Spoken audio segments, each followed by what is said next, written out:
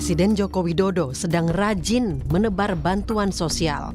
Atas nama pemerintah, Jokowi membagikan bansos beras 10 kg yang pembagiannya berlangsung hingga Juni 2024. Publik tentu menyoroti kegiatan Presiden ini. Pasalnya, bansos dibagikan jelang perhelatan Pesta Demokrasi 14 Februari 2024. Kemudian, Menteri Sosial yang adalah kader PDI Perjuangan, Tri Risma Harini, tak dilibatkan dalam pembagian bansos tersebut. 2 dari 3 capres peserta pemilu pun menanggapi pembagian bansos oleh Jokowi. Calon Presiden nomor urut 1, Anies Baswedan, mengkritisi alokasi penyaluran bansos saat masa kampanye. Sementara, sang cawapres Muhaimin Iskandar mengingatkan Jokowi bak orang tua, awas kualat. Kapan rakyat membutuhkan, di situ diberi bansos. Ada jadwalnya. Jadwalnya sesuai kebutuhan rakyat, bukan sesuai dengan jadwal kebutuhan politik yang mau memberi. Karena yang memberi itu negara. Memang eksekusi ada di tangan pemerintah dan presiden. Kita harap presiden fair. Presiden benar-benar menggunakan bansos sebagai negarawan, bukan sebagai politisi. Kualat, Pak. Dan calon presiden nomor urut 3, Ganjar Pranowo, juga ikut berkomentar. Ganjar menyebut pembagian bansos dalam suasana politik merupakan hal biasa yang sudah dipahami masyarakat awam. Ya, bansos itu hak rakyat yang sudah disiapkan ya, maka hak rakyat harus diterima.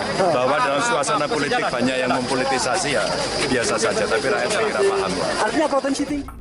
Pengamat ekonomi pun berpendapat agar Jokowi membagikan bansos setelah bulan Februari atau setelah pemilu berlangsung, agar bansos tak dianggap bermuatan politik. Ada satu kementerian, yaitu Kementerian Sosial, yang tidak dilibatkan atau belum dilibatkan. Padahal Kementerian Sosial ini memiliki database yang cukup lengkap dan cukup dalam terkait dengan penerima bantuan sosial. Amannya gitu ya, baiknya bansos ini diberikan setelah pemilu, setidaknya setelah pemilu pada 14 Februari mendatang, agar tidak rentan dipolitisasi seperti itu. Selain beras 10 kg, Presiden Jokowi juga kembali memberikan bantuan langsung tunai atau BLT Rp200.000 per bulan untuk Februari, Maret, dan April kepada 18,8 juta penduduk yang diklaim untuk mitigasi risiko pangan penduduk miskin di Indonesia. Tim Liputan, Kompas TV.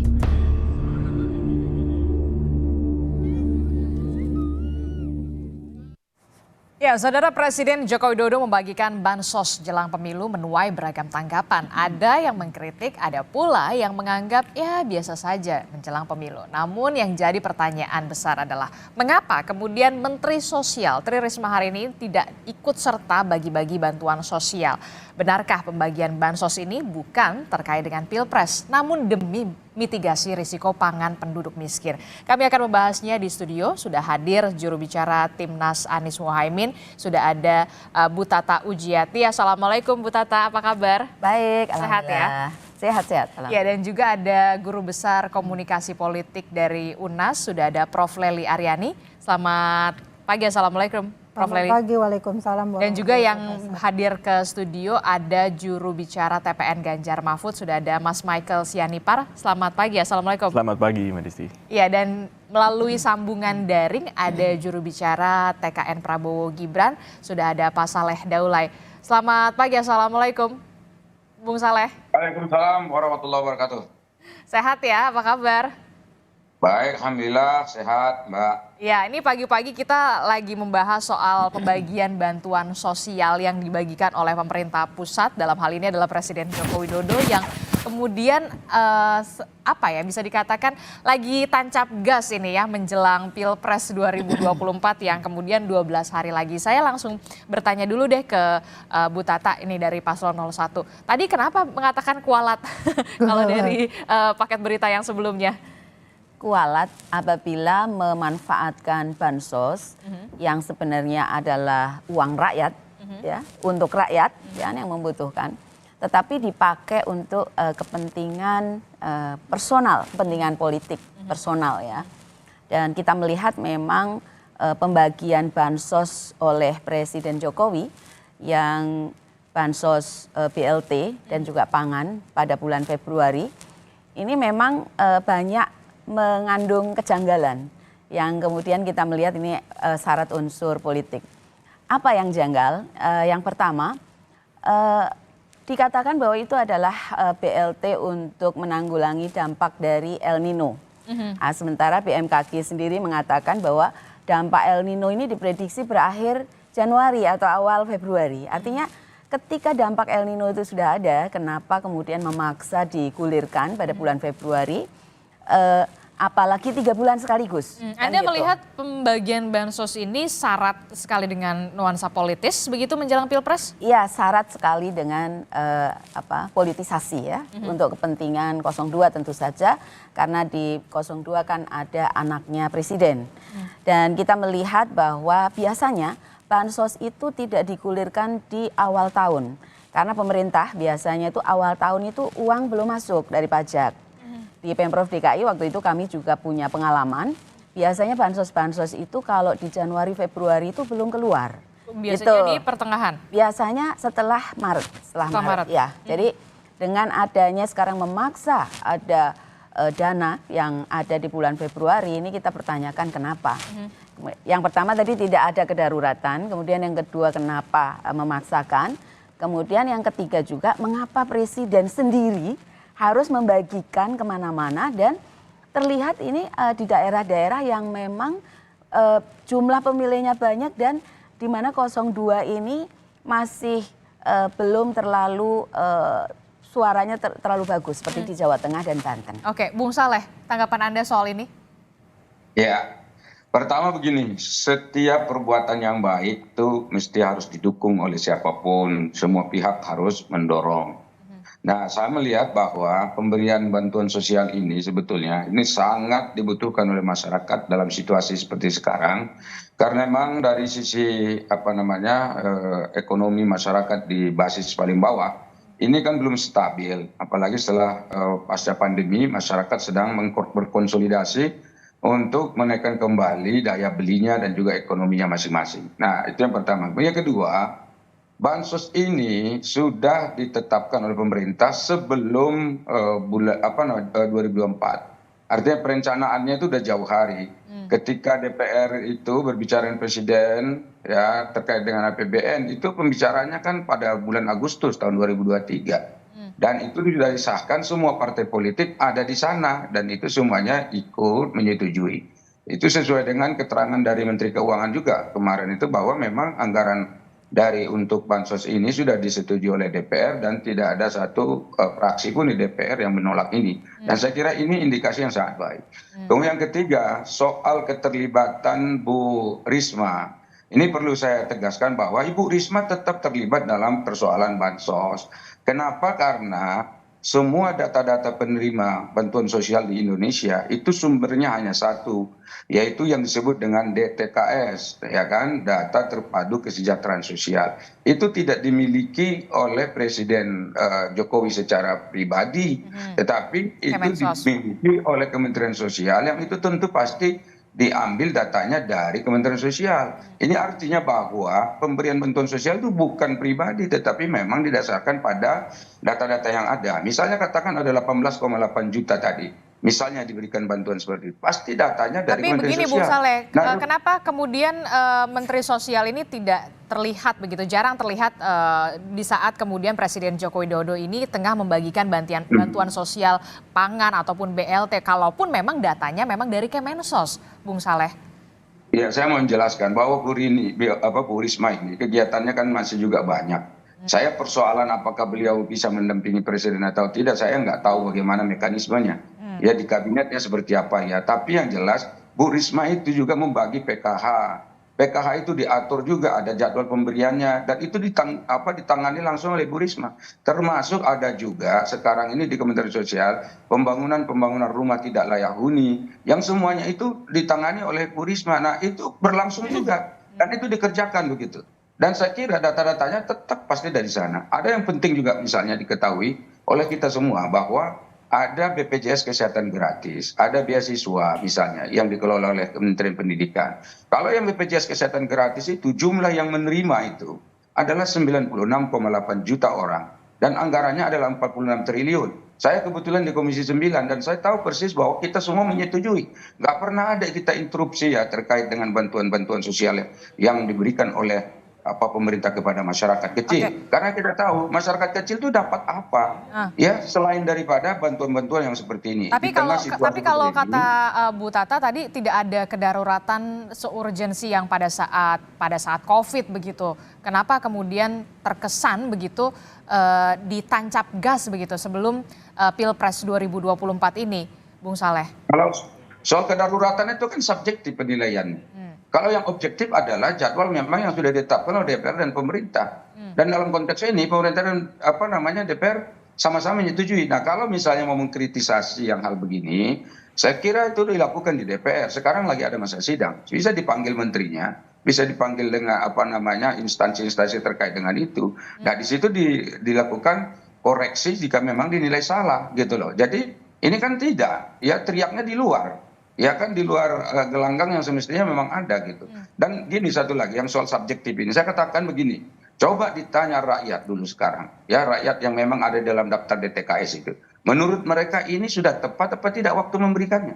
Pasti mereka mengatakan tepat. Kenapa? Karena memang mereka saat ini membutuhkan. Jangan kita yang merasa mampu seperti ini lalu mengatakan bahwa ini tidak tepat, dipolitisasi dan seterusnya. Apalagi tadi ada pernyataan, rakyat kan sudah pintar katanya. Kalau rakyat sudah pintar ya sudah ngerti bahwa ini dana dari anggaran negara. Rakyat sudah tahu bahwa ini anggaran daripada rakyat yang diambil dari pajak dan seterusnya. Dan itu dikembalikan kepada rakyat. Dan itu kalau itu disebarluaskan, disosialisasikan, masyarakat ngaji pintar. Jadi pengaruh politiknya saya kira sangat kecil. Apalagi saya dengar kan di daerah-daerah sudah dikampanyekan juga masif. Nggak usah khawatir bahwa kampanye akan berpengaruh dan seterusnya. Dan itu yang saya kira itu yang betul. Begini satu lagi yang terakhirnya saya katakan, jangan semua hal-hal baik yang dilakukan oleh Presiden Jokowi itu malah dianggap sesuatu yang tidak baik. Dan ingat, rakyat membutuhkannya. Jika misalnya sesuatu yang baik dianggap buruk, nah justru nanti rakyatnya merasa ya ini bagaimana ke arah mana kita mau dibawa. Kita kan mau mengarahkan ke kebaikan, bukan kepada hal yang tidak baik. Baik Bung Saleh. Mas Michael, Anda sependapat dengan Bu Tata atau Bung Saleh soal bansos ini? Kalau kata Bung Saleh jangan dikait-kaitkan dengan pengaruh politik bantuan sosial ini, Mas Michael. Kalau secara substansi memang ada kebutuhan masyarakat ya. Di tengah ekonomi yang sulit tentu masyarakat akan terbantu dengan adanya bansos. Dan ini sesuatu yang sudah disepakati di DPR, artinya ada peran berbagai partai politik, peran dari berbagai institusi, sehingga pada saat bansos itu diberikan harus jelas bahwa ini adalah bansos dari pemerintah, bukan dari individu tertentu, bukan dari seorang sosok presiden ataupun siapapun gitu. Jadi itu yang kita perlu garis bawahi bahwa bansos itu adalah bantuan dari pemerintah, dari APBN, dari rakyat sendiri, karena dari uang pajak rakyat. Tapi memang kita juga menjadi catatan adalah prosesnya dan cara-caranya. Kebetulan saya juga pernah di pemerintah juga dan kita paham kalau di pemerintahan itu di awal tahun biasa proses anggaran itu masih banyak urusan administrasi. Tapi kalau kemudian dikebut sehingga bansos itu yang seharusnya biasanya di bulan Maret dan setelahnya dipaksakan untuk di bulan Februari dan dirapel, ya ini menjadi tanda tanya. Apakah bansos itu diberikan sesuai dengan realita kebutuhan di bawah atau ada agenda politik tertentu?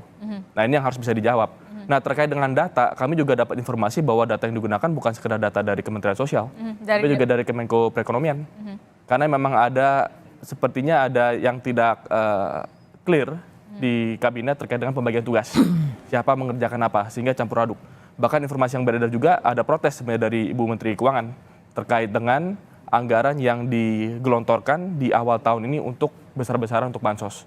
Jadi hal-hal seperti ini kan yang membuat tanda tanya di tengah masyarakat, yang kita harap ada transparansi, ada penjelasan. Karena ini menjadi isu yang liar. Kenapa ada protes, kenapa ada isu bahwa Menteri Keuangan mau mundur. Nah ini kan sebenarnya jadi tanda tanya, apakah ada prinsip penganggaran dan eksekusi anggaran yang baik yang dijalankan, atau ini sekedar kejar tayang, atau ini sekedar kejar satu target karena punya agenda politik yang dikejar yaitu untuk pemilu di bulan Februari ini. Nah jadi kami dari tim Ganjar Mahfud tentu ingin mengembalikan bahwa berpolitik itu kita harus punya etika, bahwa ada adab, ada proses, ada aturan yang harus kita junjung, yang harus kita hormati. Jangan sampai karena kepentingan politik sehingga banyak hal kita tabrak. Nah itu yang kita mau kembalikan ke. Saya tanggapi ya. Oke, sebentar Bung Saleh, biarkan selesaikan dulu. Itu juga alasan kenapa Prof Mahfud kemarin sudah mengundurkan diri. Untuk menunjukkan bahwa di tahun politik ini, saya rasa salah satu tema besar dari tahun politik kali ini, dari pemilu kali ini adalah soal etika. Dan itu yang Prof Mahfud mau tunjukkan bahwa kita harus beretika dalam bernegara, dalam berpolitik.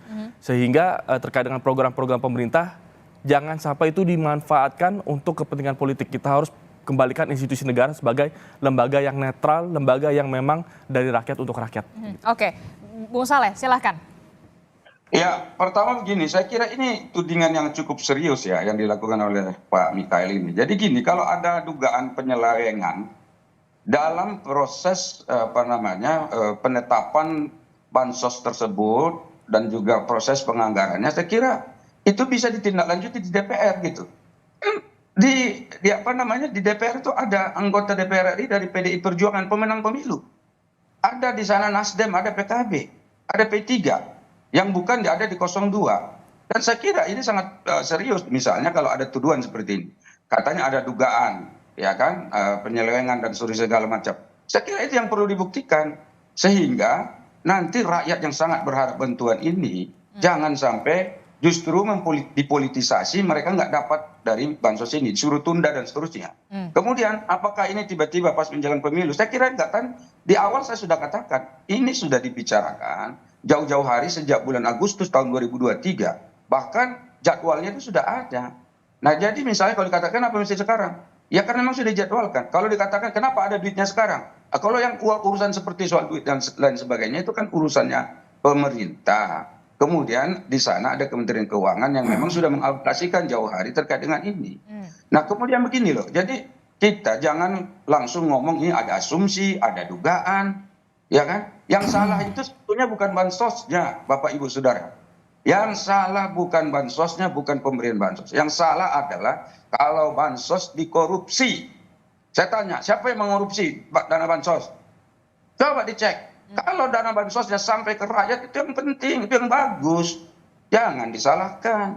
Kasihan rakyatnya. Oke, Mas Michael. Ya kan? Jadi saya kira itu penting sekali. Oke, Mas Michael. Ya, ini kenapa penting sekali ada transparansi dan kita juga berharap bahwa pembagian bansos ini tidak kemudian dijadikan panggung. Karena kita melihat ada kaitan yang erat. Faktanya sekarang ini banyak kegiatan-kegiatan yang dilakukan itu di daerah-daerah yang strategis, Jawa Tengah, Yogyakarta, juga di Banten. Di mana ya kita ya patut menduga ada kaitan dengan kondisi elektoral dari capres-cawapres tertentu. Anda melihat ini tidak murni atau seperti apa kalau? Ya kembali lagi bahwa bansos itu adalah hak rakyat. Bahwa bansos itu adalah kebutuhan masyarakat yang sudah sepatutnya memang wajar untuk pemerintah datang. Tapi kalau kemudian bansos dikaitkan dengan sosok-sosok tertentu, bahkan ada temuan-temuan di lapangan bahwa menuju acara lokasi sudah ada baliho-baliho dari capres tertentu, ini kan wajar kalau kita bertanya, kenapa ini bisa terjadi? Kalau ini terjadi ya artinya apakah bansos ini benar-benar murni untuk masyarakat atau ada agenda tertentu? Kami mendukung tentu dari Pak Ganjar dan Prof Mahfud ingin agar kita bisa memberikan bantuan yang layak bagi masyarakat supaya masyarakat bisa keluar dari kemiskinan, dan di Jawa Tengah Pak Ganjar sudah juga mengentaskan kemiskinan sebesar 1 juta jiwa yang berhasil ditarik keluar dari kemiskinan. Tentu kita berharap pemerintah fokus untuk pengentasan kemiskinan. Tapi jangan kemudian menjadikan agenda-agenda atau cara-cara seperti yang tadi disebut. Substansinya kita setuju dengan bansos, tapi cara-caranya ini yang jadi pertanyaan sekarang dan butuh transparansi terkait dengan proses dari pelaksanaannya. Oke. Saya jawab. Saya kira pemberian bantuan sosial yang terjadi saat ini sangat transparan. Saya sudah mengatakan, saya tantang kok. Silakan dibuat digelar sidang di DPR terbuka untuk melihat transparansi ini. Itu satu. Yang kedua, Presiden Jokowi selama ini juga bukan pas pemilu saja beliau ikut terlibat membagi-bagi bansos ini. Oke. Sering juga. Tapi kalau Presiden ngajak nggak sih Menteri Sosial Bu Risma? Gimana? Diajak nggak sih untuk bantuan sosial, pemberian bansos-bansos ini ke Jawa Tengah, kemudian ada juga di Jawa Timur, begitu pada saat pemberian bansos ini sebenarnya Presiden ini mengajak Mensos atau tidak? Saya bukan Menteri Sekretariat Negara ya, yang ngerti jadwal-jadwal para menteri, silakan ditanya. Tetapi saya kira justru itu tanggung jawabnya Bu Risma untuk betul-betul mengecek gitu loh. Gini loh, sekarang berani nggak Bu Risma misalnya mengatakan bahwa ada penyelewengan dalam pemberian bantuan sosial? dalam transparansi dan seterusnya. Jangan ada tuduhan-tuduhan seperti ini. Justru tuduhan-tuduhan inilah yang mempolitisasi. Gitu loh. Tuduhan ini miring lah, ini segala macam. Ini benar. Soal etika sebentar, soal etika tadi. Mahfud MD katanya mau mundur sekarang. Saya tanya, ini persoalan etika atau persoalan elektoral? Gitu loh. Kenapa misalnya ketika dia mencalonkan jadi cawapres, pada awal-awal jadi cawapres, kenapa nggak langsung mundur aja? Kenapa sekarang setelah situasi elektoralnya kelihatan bagaimana gambar masing paslon dan penghasilannya, ya, malah justru sebentar belum selesai. Saya lihat sekarang ini justru malah mundurnya pada saat elektoralnya rendah. Kenapa? Ini kan seakan-akan ini etika semua dikaitkan dengan etika. Masa kita memberi bantuan sosial ke masyarakat dianggap tidak beretika? Dari aspek mana dianggap itu tidak beretika? Saya tanya. Dari kalau soal transparansi, soal ada undang-undangnya, ikuti undang-undangnya. Keuangan negara ada pemeriksa keuangannya. Silakan. Jangan asumsi-asumsi ini diduga. Emang diduga itu bagaimana konteks diduga? Kita bernegara ini nggak ada duga-dugaan. Yang ada itu adalah kita melakukannya secara baik, melakukannya secara transparan, terbuka, semua orang bisa periksa. Ya kan, kalau mau ikut ya silakan. Ya kan, dari aspek mana kan menteri-menterinya banyak. Baik, Bung Saleh, saya berikan porsi juga untuk Prof. Lely ya. Prof. Lely, ini Anda melihatnya seperti apa dari segi komunikasi politik, bantuan sosial, kemudian dibagikan oleh Presiden Joko Widodo, kemudian di satu sisi juga ada ya kemudian yang beranggapan kemudian bantuan sosial ini sebagai tancap gas di Pilpres 2024, murni atau tidak untuk rakyat. Anda melihatnya seperti apa? Kita sama-sama sepakat bantuan sosial BLT ini memang niatnya memang untuk rakyat. Ya. Pertama, memang kata-kata Adisti soal bantuan sosial itu kita sepakat adanya untuk rakyat. Tapi dari 3 pembicara hari ini saja kita sudah melihat pro kontra itu. Belum lagi di tengah masyarakat, belum lagi kalau kita buka-buka medsos. Itu lebih ramai lagi politisasi bantuan dan sebagainya.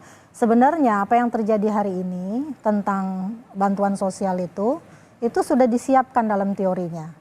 Namanya pork barrel atau gentong babi, politik gentong babi.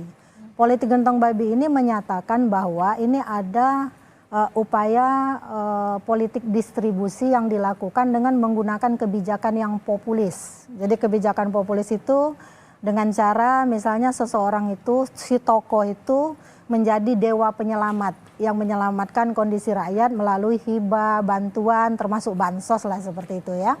Nah sayangnya itu di dalam teori itu dinyatakan, tapi ada upaya untuk mempersonalisasikan milik rakyat itu, barang rakyat itu seolah-olah milik kelompok tertentu atau milik orang tertentu. Nah barangkali yang diduga oleh teman 01 dan 03 bagian dari personalisasinya itu tadi. Jadi seolah-olah klaimnya itu seolah-olah bantuan itu adalah dari 02, padahal di sana juga memang ada beberapa hal yang terjadi ya, ada gambarnya Gibran itu sudah dibantah oleh 02. Itu memang sudah mana dibantah. Tahu sudah dibantah bahwa itu mungkin dibeli oleh 02 lalu ditempeli gambar Gibran. Barangkali benar tidaknya kita kan tidak tahu ya, itu tergantung mereka-mereka yang berjuang mempertahankan hak konstitusinya melalui kampanye lah yang bisa dilakukan. Tapi memang yang dipertanya itu kenapa Pak Jokowinya turun tangan langsung. Itu pertanyaan juga yang kalau orang bertanya kepada saya juga nggak bisa jawabnya karena saya bukan Pak Jokowi gitu kan. Saya bisa jawab Bu, saya bisa jawab Pak. Saya bisa jawab itu. Oke, silakan Prof. Lely. Ya. Sebentar. Nanti Bang Daulay sabar dulu. Nanti Bang Daulay ya. Silakan Prof. Lely. Kita belajar mendengar orang berbicara. Jadi ketika itu dipertanyakan kepada saya bilang saya tidak bisa menjawab. Tapi memang dalam padanan politik-politik praktis itu lazim dilakukan ketika ada seorang pembuat kebijakan itu seperti berpihak kepada kelompok tertentu gitu kan. Nah ketika Pak Jokowi menyatakan bahwa presiden boleh kampanye dong, boleh memihak. Orang seperti menangkap jawaban itu lewat politisasi bansos kata orang kan seperti itu.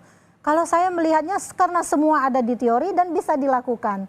Tapi benar, masalah etika ini kan adalah melakukan sesuatu yang baik, tidak peduli apapun hukum yang mengaturnya. Mungkin menurut Pak Jokowi karena ini adalah sebuah kebaikan, nggak peduli saya hukumnya apa, yang penting saya lakukan. Tapi Pak Jokowi lupa, personifikasi Pak Jokowi itu sepertinya berada pada ranah siapa Gibran. Nah itu yang tidak bisa dipisahkan ya. Dan itu asumsi itu nggak bisa ditolak, persepsi publik yang mengatakan demikian. Jadi Bang Daulay bertahan dengan argumentasinya silahkan. teman-teman 01, 02 juga silakan gitu loh. Jadi intinya teori menyiapkan, tinggal kembali kepada orangnya, apakah secara etika bisa dilihat, ya Prof Mahfud dan yang lain-lain, ini semuanya sekarang lagi bicara soal etika semua akhirnya kan. Nah personifikasi dan sebagainya, personalisasi dari barang rakyat yang dianggap dibagikan langsung oleh Pak Jokowi ini memang menjadi masalah bagi kelompok tertentu atau orang-orang tertentu atau masyarakat kebanyakan. Kenapa sih bukan Bu Risma? Itu pertanyaan. Bisa dijawab, saya tidak tahu kata Bang Daulay, saya bukan menterinya yang punya jadwal mengatur. Nah berarti kan harus bertanya ke Pak Jokowi, beranikah Bu Risma bertanya ke Pak Jokowi, kenapa Bapak langsung nih yang bagiin? Kan ini tugas saya Pak, berani nggak? Nggak berani pasti Desti, pasti nggak berani. Jadi mereka ini juga berada dalam ranah teori namanya klienisme. Klienisme ini kan relasi patron klien antara Pak Jokowi sebagai si patron dan menteri-menterinya sebagai si klien. Nggak mungkin si klien itu melakukan sebuah tindakan yang akan membuat positioningnya berat di mata si patron. Intinya seperti itu. Silakan Bang Daulay. Silakan Bung Saleh. Ya begini, mengapa presiden harus ikut membagi? Sekarang pertama ya, bukan hanya pembagian bansos yang sekarang presidennya terlibat. Dari awal dia menjabat jadi presiden, ini Pak Jokowi sudah ikut terlibat di mana-mana, Ibu. Ya. Jadi itu dari dulu justru yang membuat beliau ini saya kira elektoralnya tinggi, popularitasnya masih tinggi sampai sekarang di akhir periode menjabat itu ya karena ini dilakukan sendiri oleh Pak Presiden. Yang aneh itu begini, kemarin kan ada video juga beredar bahwa Presiden bagi beras di depan istana. Lalu dikatakan politisasi, padahal itu video 1 tahun sebelumnya belum ada capres-cawapres. Dan itu udah dijadikan sebagai apa namanya berita buruk lah yang kurang lebih seperti itu. Kemudian yang ketiga, sekarang saya tanya, kira-kira apa tadi yang dimaksud dengan pelanggaran yang dilakukan oleh Presiden? Katanya etika, yang penting etika. Jadi melanggar apapun silakan. Mana ada?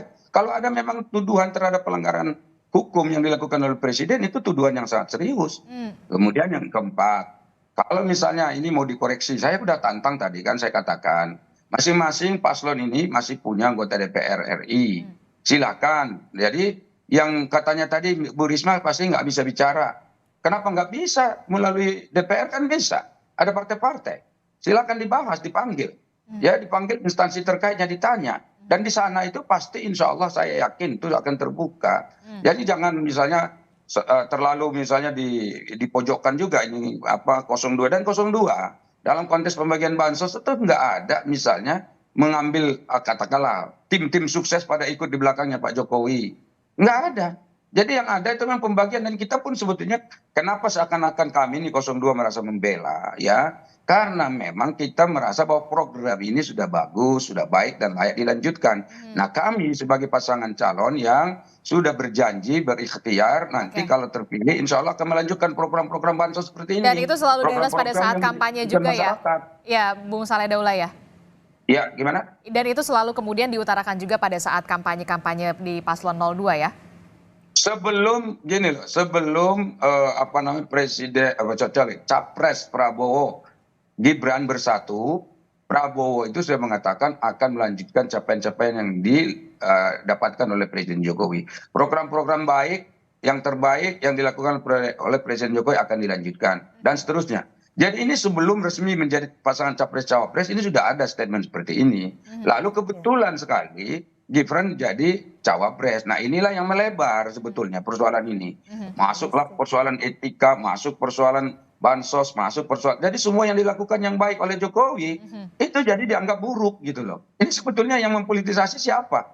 Gitu. Prof Lely. Saya juga aneh aja gitu menurut saya. Oke, baik. Silakan Prof Lely. Kita akui tadi kan, tadi saya udah bilang nih, ada juga teori soal etika itu kan, bahwa melakukan sesuatu yang baik tidak peduli apapun hukumnya. Oke, Pak Jokowi sudah melakukan yang baik. Dan terus terang Bang Daulay dan saya mungkin cukup lama ya menjadi narsum di Kompas TV, udah 12 tahun nih kita Bang. Jadi kita mengawal juga nih Pak Jokowi yang dulu turun ke kantung-kantung kemiskinan dan sebagainya gitu kan. Itu adalah identifikasi Pak Jokowi yang sebenarnya memang suka belusukan dan lain-lain dan seterusnya. Tapi kan fenomena hari ini itu Pak Jokowi itu adalah kepala negara, kepala pemerintahan, pejabat negara yang memang memayungi semua kelompok yang ada di negeri ini. Dia itu adalah bapak kita. Bapak 01, Bapak 02, bapak saya, Bapak Bang Daulay, bapaknya Disti gitu kan. Semuanya memang berkelindang dalam pikiran yang sama. Pak Jokowi ini kalau sekarang ini dianggap melakukan sesuatu seolah-olah memihak pada 02 misalnya Bang Daulay, maka 01 dan 03 menginginkan Pak Jokowi melakukan yang sama. Tapi karena identifikasi Pak Jokowi pada anaknya yang hari ini ada menjadi calon wakil presiden, orang tidak bisa melepaskan politik klienisme yang dibangun dalam posisi ini. Jadi memang bukan soal Pak Jokowi tidak boleh membagikan, bukan. Tapi saat ini kenapa Pak Jokowi tidak menyerahkan saja kepada Menteri Sosial? Bang Daulay pasti juga nggak bisa menjawabnya, saya juga nggak bisa menjawabnya kan.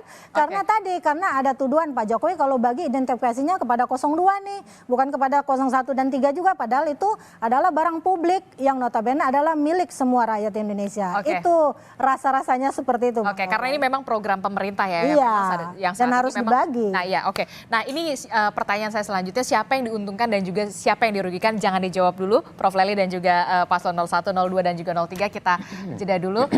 Usai jeda kita akan kembali lagi di Sapa Indonesia Pagi.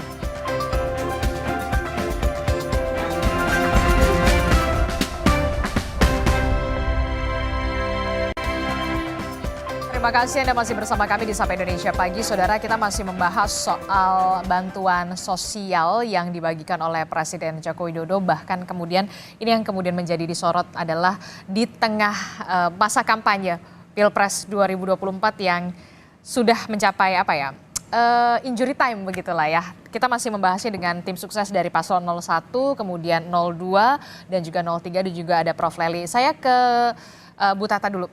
Bu, ini kan tahun 2024 alokasi dana bansos ini naik 20 triliun rupiah menjadi 496 triliun rupiah. Dan ini angka ini bahkan pecah rekor begitu ya, dana bansos negara yang diberikan negara ini sepanjang masa begitu, bahkan nyaris sama dengan pada saat anggaran untuk COVID. Tanggapan Anda, se-urgent itukah kemudian? Ya, memang kalau dilihat dari anggaran kita melihatnya memang luar biasa yang dikucurkan tahun 2024. Ini hanya terpaut sangat sedikit dengan anggaran tahun 2020 ya, di mana pada saat itu adalah saat COVID. Tahun 2024 ini adalah tahun pemilu, maka saya jadi mengamini apa yang tadi dikatakan Prof. Lely, ini sesuai dengan teori gentong babi tadi ya, yang dimana akan mendapatkan keuntungan elektoral dari incumbent yang membagikan program-program populis, dalam hal ini bansos. Dan siapa yang paling mendapat keuntungan yaitu paslon yang sangat erat kaitannya dengan incumbent, yaitu 02 ya, di mana di situ ada Mas Gibran sebagai putra Presiden Jokowi. Dan kalau dikatakan bahwa itu tidak politis, ini memang sulit dihindari ya, maksudnya pernyataan itu bahwa ini politis, karena kita melihat bahkan menteri-menteri pun, Pak Zul ya, Pak Erlangga Hartarto ini mengatakan bahwa ini adalah dari Jokowi gitu kan, bansos Jokowi. Nah, padahal ini kan bukan Jokowi secara pribadi, tapi ini adalah pemerintah atau uang rakyat. Dan kalau tadi Bang Saleh mengatakan bahwa ini karena sudah disetujui oleh DPR RI, iya benar anggaran itu sudah disetujui oleh DPR RI, tetapi tentang pelaksanaannya, apalagi ini pelaksanaannya kan tentang kedaruratan El Nino ya, tentunya ini tidak fix angka waktunya, tidak seperti PKH misalnya yang bulanan ya, atau kemudian misalnya yang KIP ya, Kartu Indonesia Pintar, itu kan bulanan ya, business as usual. Tapi kalau kedaruratan El Nino itu tergantung pada kedaruratannya, ada dampaknya apa enggak kan gitu. Nah, kenapa kemudian memilih bulan Februari? Ini kita yang kemudian melihat itu sebagai amat politis karena menjelang pemilu ya. Dan kalau dikatakan tadi Bang Saleh juga mengatakan kenapa nggak dipertanyakan di DPR RI. Padahal ini sudah kan disetujui sama fraksi-fraksi juga di sana. Ini kan waktunya kan sangat mepet, tinggal beberapa hari menjelang pemilu, dan tentunya mekanisme di DPR RI akan makan waktu ya untuk mempertanyakan itu, sehingga Sehingga tentu saja ini akan sulit untuk mekanisme formal, tetapi kan suara-suara ramai dari masyarakat sipil ya itu kan sudah banyak ya. Bahkan ICW mengatakan bahwa ini ada kemungkinan untuk konflik kepentingan dan indikasi penyalahgunaan kewenangan. Gitu. Oke, Bung Saleh. Ya, saya melihat bahwa tadi itu ya,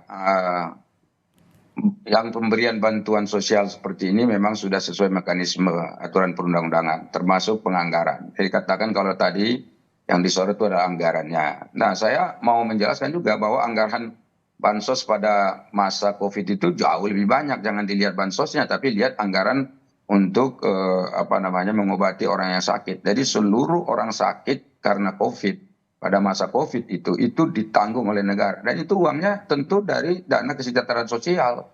Dan itu nyata. Dan kenapa Pak Saleh tahu? Ya karena saya memang membidangi masalah kesehatan dan saya tahu persis berapa anggarannya di situ. Ya itu ribuan triliun juga Mbak. Itu sampai 2 tahun ini. Ya 2 tahun kita menghadapi COVID. Dan itu banyak sekali. Nah jangan dikatakan misalnya justru tadi. Nah saya juga heran ya. Kenapa misalnya setiap ada diskusi seperti ini. Malah yang dipojokkan itu malah hanya 02 dan terkait dengan ini. Seakan-akan kita yang ikut mengagendakan di awal, ikut mensupervisi bagaimana nanti ke depan dan seterusnya soal bantuan-bantuan sosial. Padahal kita sama dalam artian bahwa kita sama-sama kontestan, sama-sama juga adalah peserta pemilu yang tidak memiliki kelebihan apapun sebetulnya dari paslon 1 dan paslon 03. Nah kemudian yang berikutnya, ketika pembagian bansos itu dilakukan kan tidak ada intimidasi kepada masyarakat. Ya sudah kamu dikasih bantuan tapi kamu harus pilih 02. Saya nggak pernah menemukan itu. Justru kalau mau lihat transparansi dari sisi itu supaya tuduhan politisasi itu bisa didudukkan secara baik. Okay. Kemudian Bapak Ibu semua perlu saya jelaskan, ada sebetulnya praktek-praktek yang terjadi di masyarakat. Ini saya sekarang berada di Padang Sidimpuan, ibu kota dari kota Padang Sidimpuan, dan ini ibu kota dari Tabaksel lah kurang lebih begitu.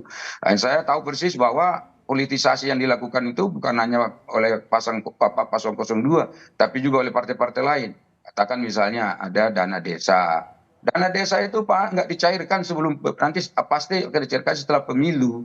Dan ada tekanan di situ. Dan kami bisa menemukan itu. Kemudian ada dana-dana misalnya yang PKH tadi.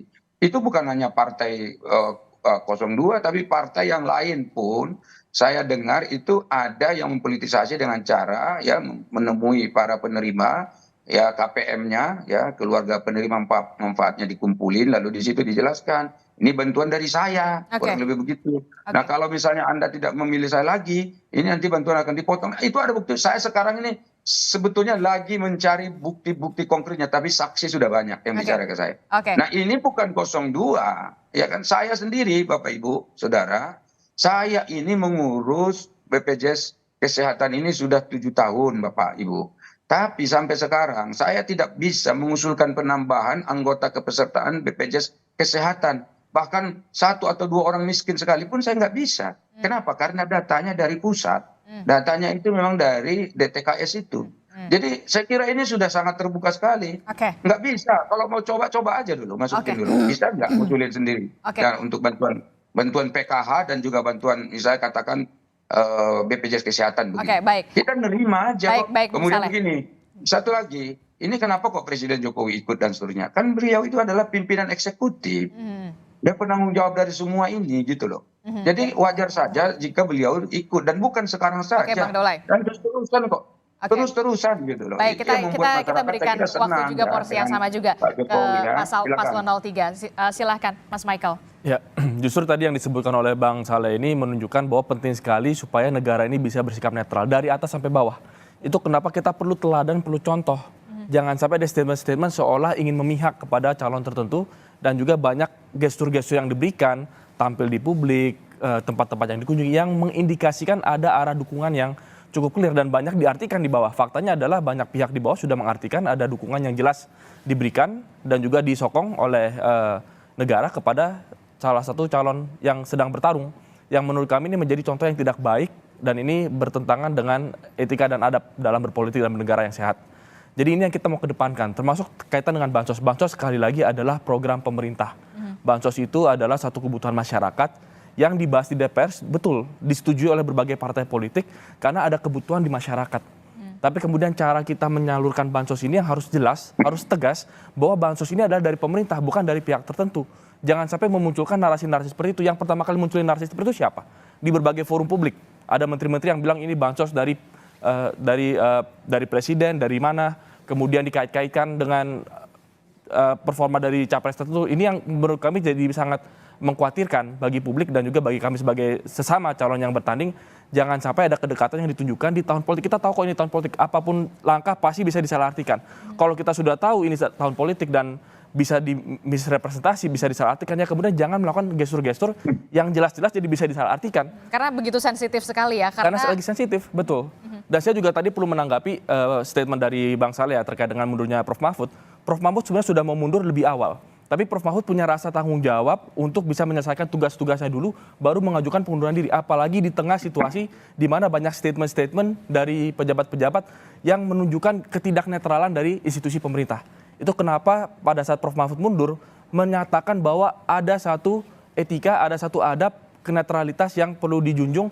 Sehingga tadinya memang Prof. Mahfud merasa mungkin sebagai menteri ya tidak perlu langsung mundur, tapi sekarang sudah saatnya. Ini bukan soal elektoral. Kalau elektoral justru mundurnya lebih awal supaya bisa bebas bergerak. Tapi karena ini adalah satu statement, pernyataan, kita harus menjunjung tinggi adab dan etika. Itu yang kita dorong terus di pemilu kali ini. Penting sekali supaya etika ini tetap kita hargai dan kita hormati. Oke, sebenarnya masih banyak pertanyaan saya soal bantuan sosial. Tapi terakhir, karena terbatas waktunya ya, Bung Daulay, Bu Tata, dan juga Mas Michael. Terakhir, kita ke Prof. Lely. Prof. Lely, siapa yang dari pengamatan Anda, dari perspektif Anda, dari komunikasi politik, siapa yang kemudian diuntungkan dan juga dirugikan? Seberapa pengaruhkah kemudian bantuan sosial ini, BLT ini kemudian bisa memberikan insentif elektoral kepada salah satu paslon?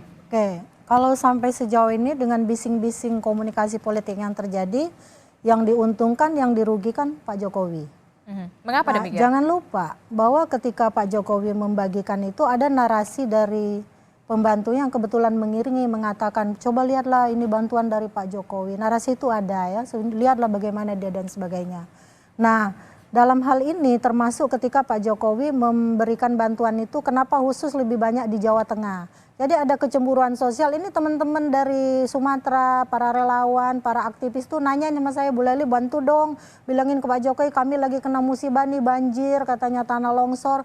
Pak Jokowi yang sini, kalau yang di Jawa Tengah tuh biar petugas partai yang lain saja katanya gitu kan, atau menteri-menterinya yang lain. Jadi jangan Jawa sentris gitu maksudnya. Nah, maksudnya justru ketika Pak Jokowi membagikan, jadi ada narasi semacam itu yang langsung ditujukan kepada saya. Minta tolong dong dibilangin, Bu Lely kan berteman nih sama teman-teman DPR katanya. Ini mumpung Bang Daulay juga mendengar, Bang Saleh mendengar ya. Jadi kenapa Pak Jokowi tidak turun ke daerah-daerah yang saat ini kena bencana? Mereka ingin Pak Jokowinya yang ada di sana. Jadi bukan di Jawa Tengahnya yang lebih banyak gitu. Saya bilang gimana cara nyampaikan nih, mumpung ada forum nih ya Disti ya. Jadi memang seolah-olah ada personalisasi barang milik publik yang dilakukan oleh Pak Jokowi. Makanya saya bilang yang diuntungkan dan dirugikan Pak Jokowi. Tetapi merembet kepada 02. Sebab ada personifikasi Pak Jokowi pada sosok Gibran yang kebetulan hari ini menjadi calon wakil presiden. Itu persepsi itu juga tidak bisa ditolak. Jadi kalau Bang Soleh mengeluh, kenapa seolah-olah ditujukan ke kami semua? Kami juga berjuang kok dalam kampanye dan seterusnya. Itu tidak bisa kita tampi persepsi publik yang semacam itu. Jadi hari ini bantuan sosial itu memang menjadi seperti politisasi bansos. Atau bansos yang dipolitisasi. Jadi kedua belah pihak mengalami keuntungan dan kerugian juga nih dari pasangan lain, seolah-olah Pak Jokowi hanya membantu 02. Kami ini tidak dibantu, padahal Pak Jokowi juga milik kami. Pak Jokowi kan bapak kami juga yang harusnya berdiri pada semua pihak. Nah mungkin dengan narasi semacam ini, dengan terlalu banyak dialog publik yang sudah dilakukan soal bansos, setelah ini Pak Jokowi mulai ngerem nih, kita minta ya, kita nih minta juga nih, saya juga mewakili akademi, teman-teman di forum rektor, di forum guru besar juga udah pada ngoceh nih, tapi memang belum ada yang menyampaikan secara resmi, apalagi ke Bang Soleh misalnya, ke DPR, tadi masalah waktu, proses di DPR bukan sesuatu yang gampang, jadi kita ngomong aja langsung ke politisinya. Dan mereka apakah bisa berindah atau tidak, kita tidak tahu. Rasa-rasanya sukar gitu. Memang soal bantuan sosial atau bansos kepada rakyat ini kita sama-sama sepakat ya. Ini memang niatnya baik, programnya baik untuk rakyat. Tapi kemudian jangan sampai ini justru dijadikan alat begitu ya, politisasi bansos atau bansos yang dipolitisasi. Kita harapkan tentu saja rakyatlah terus yang kemudian harus menjadi utamanya begitu ya, Bang Daulay. Terima kasih, Bung Daulay. Kita capek ngikutin debatnya ini, diskusi begini. Oke, baik. Terima kasih Bung Daulay bergabung bersama kami, Bu Tata, Mas Michael, Prof. Lely. Terima kasih. Sama-sama. Assalamualaikum, selamat pagi.